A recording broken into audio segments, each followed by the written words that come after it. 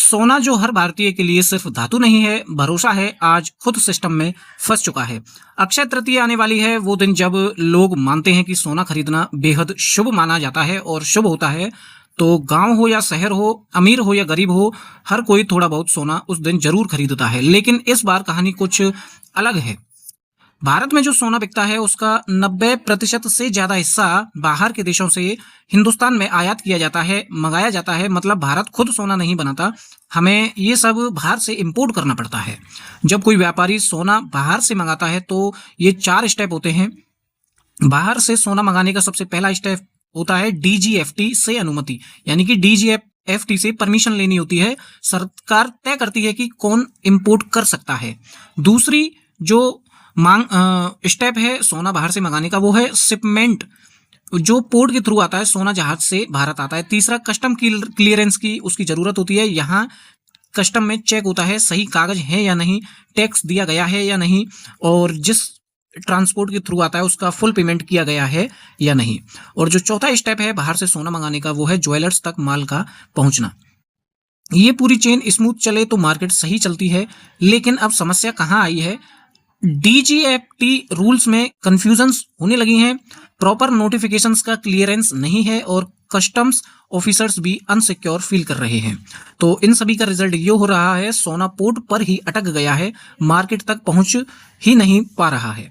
इसको और आसान भाषा में अगर हम समझें तो मान लो तुम्हारे घर शादी है, खाना बनाने के लिए सामान रास्ते में ही रुक गया है, तो क्या होगा? खाना नहीं बनेगा, मेहमान नाराज हो जाएंगे। यही हालात अभी गोल्ड मार्केट के हैं। ग्राउंड रियलिटी की बात करें तो एक छोटा ज्वेलर मान लीजिए एक छोटा ज्वेलर है, उसने अक्षय तृतीया के लिए तैयारी की, कारीगर को एडवांस दे दिया नए डिजाइन बनवाने के लिए, लेकिन नया सोना नहीं आ रहा है, पुराना स्टॉक खत्म नहीं हुआ है, कस्टमर आता है और खाली हाथ लौट जाता है। कारीगरों का दर्द ये है कि ज्वेलरी बनाता कौन है? कारीगर। जब सोना ही नहीं होगा तो कारीगर खाली बैठ जाएगा, उसकी रोज की कमाई रुक जाएगी। ये वो दर्द है जो न्यूज में नहीं देखते। लेकिन मार्केट में क्या हो सकता है जब सप्लाई रुकती है? तो 3 चीजें होती हैं। पहली, प्राइस अनस्टेबल हो जाते हैं, अचानक ऊपर नीचे होने लगते हैं। दूसरा, प्रीमियम बढ़ जाता है, ज्वेलर्स एक्स्ट्रा चार्ज लेने लगते हैं कस्टमर्स से। तीसरा, डिजाइन शॉर्टेज हो जाती है, मनचाहा सामान कस्टमर को नहीं मिल पाता और ना ही उसकी अवेलेबिलिटी पूरी तरीके से दिखा पाता है दुकानदार। अब सबसे डेंजरस एंगल क्या है? जब ऑफिशियल सप्लाई रुकती है, मार्केट खुद रास्ता ढूंढता है। क्या होता है? ब्लैक ग्रे मार्केट एक्टिविटी हो जाता है। मतलब बिना प्रॉपर टैक्स के, बिना लीगल सिस्टम के सोना आने लगता है। इससे सरकार का नुकसान होता है, मार्केट में अनसेफ होने लगती है मार्केट। सरकार से क्या मांग है?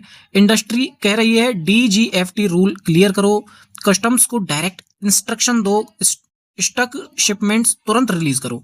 यानी कि डीजीएफटी को रूल्स जो हैं उन्हें क्लियर कराया जाए जल्दी से जल्दी। कस्टम्स को डायरेक्ट इंस्ट्रक्शन दी जाए कि जो अटका पड़ा है सोना इंडिया में आए अक्षय तृतीया से पहले, और स्टॉक शिपमेंट को जल्दी से रिलीज किया जाए, जिससे त्योहार और अच्छे से मने हिंदुस्तानियों का, ताकि मार्केट नॉर्मल हो सके। अगर जल्दी ठीक नहीं हुआ तो अक्षय तृतीया पर असर पड़ेगा, छोटे ज्वेलर्स को सबसे ज्यादा नुकसान झेलना पड़ेगा, कस्टमर का ट्रस्ट टूटेगा।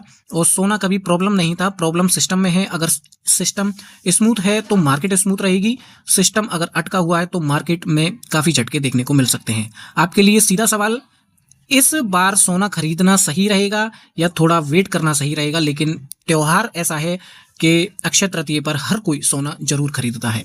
And thank you for watching सोना चांदी बाजार।